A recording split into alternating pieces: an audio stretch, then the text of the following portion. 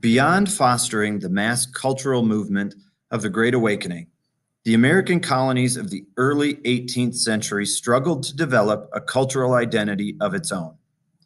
In this section, we will discuss how the culture of the British American colonies was heavily influenced by the mother country, but at the same time did produce noteworthy contributions to the cultural fields of art, literature, and science.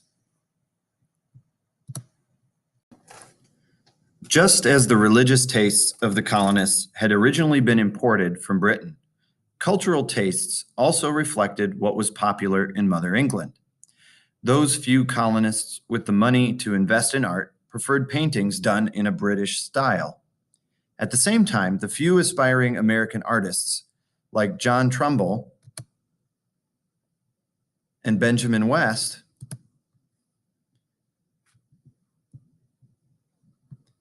and John Singleton Copley, could not find patronage in North America, so they traveled to the art institutes of Europe and were hired by British royalty who had the time and money to sit for their portraits. During the Revolution, these men were disdained by patriots because of their friendship with the crown.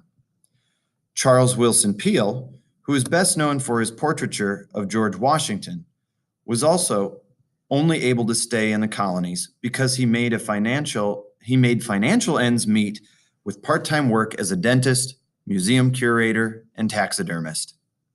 The frugal lifestyles of colonists in the 18th century simply prevented American art from thriving.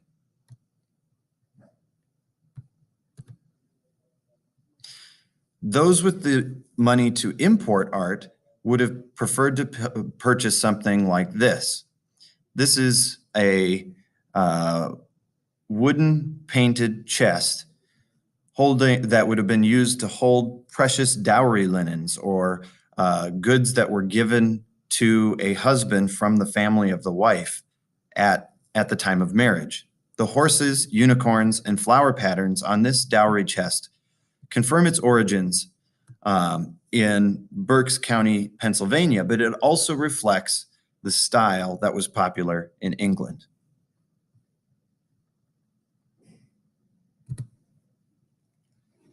Even colonial architecture and home decor were influenced by European tastes. The red brick Georgian style that is strongly associated with the American Revolution was popular in England and the colonies during the 1720s. Even some of our most beloved presidents had European tastes. For example, Mount Vernon, George Washington's estate, and Monticello, Thomas Jefferson's home, both imitate English Palladian architecture.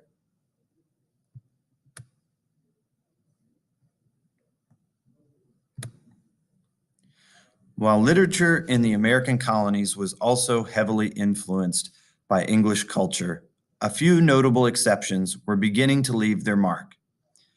As we discussed in the previous unit, newspapers and magazines were widely consumed because of their cost effectiveness. Ironically, the most distinguished American author of this time period was Phyllis Wheatley, an enslaved girl bought and brought to Boston from Africa at the age of 8, who never received a formal education. By the time she was 15, Wheatley's poetry was gaining notoriety in the colonies. Whites had such a difficult time believing they were the works of a black slave girl that she was examined by a panel of famous men, including John Hancock, signer of the Declaration of Independence, and the governor of Massachusetts, Thomas Hutchinson. Once convinced these men were willing to write a letter attesting to her skills, which had to be published as the first page of her collected works. Shortly after the publication of her book, Wheatley's owners set her free. Another accomplished American author of the 18th century was Benjamin Franklin. Actually, Benjamin Franklin was the most well-known American of his time. Often referred to as the first civilized American, Dr. Franklin was an author, scientist, inventor, and statesman before attending the Continental Congress and advocating for independence. Franklin edited Poor Richard's Almanac, which was a reference book and an entertaining reader that was published annually. It was so popular, the only book that was more widely read in the colonies was the Bible. Today, he is probably best known for his experiments aimed at proving lightning was a form of electricity. However, he also patented many inventions, including bifocals, a more efficient smokeless stove, and of course, the lightning rod. Here's another one of Franklin's inventions. This is the magnetic dispensary. This British painting made sport of the era's faddish preoccupation with electricity. Following Franklin's experiments, static electricity generated here by a machine on the right was employed for medicinal purposes as well as for tingling entertainment for fascinated audiences. You can see the people are grabbing onto metal rods as the machine that's hand cranked in the back would generate electricity to give them all a shock.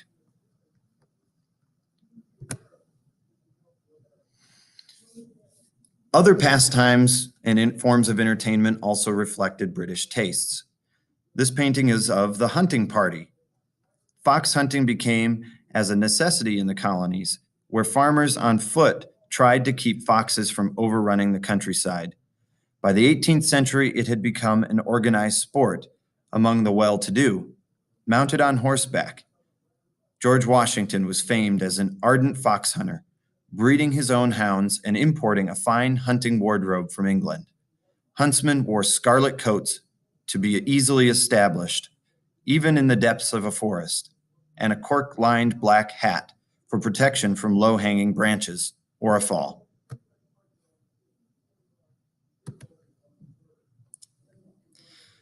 Another game, billiards, most likely brought over by the Dutch and English settlers, provided amusement in local taverns throughout the colonies.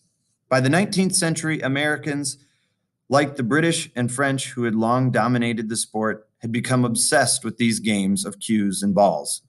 The most popular form of pool, 8-ball, was not invented until 1900.